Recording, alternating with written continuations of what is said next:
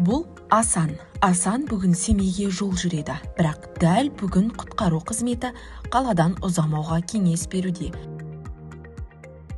112 каналынан түскен хабарламаларға қарамастан Асан жолға шықты.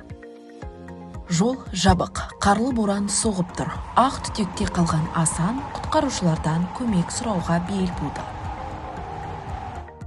Ал бұл құтқарушылар түнгі ауысымнан үйге қайтамыз деп отырған олар бірнеше техника күшін жұмылдырып жолға шықты. Бір адамды құтқару үшін тұтас жұмыс тобы іске көшті. Араға біраз уақыт салып, қар құрсауында қалған Асан қалаға оралды, ал құтқарушылар тобы жұмыстан өте кеш шықты. Ауа райы қолайсыздығына қарамастан, жолға шыққан әр жолаушы өзінің ғана емес, өзгелердің де өмірін қатерге тігеді. 112 каналы ескертсе, ескеру шарт.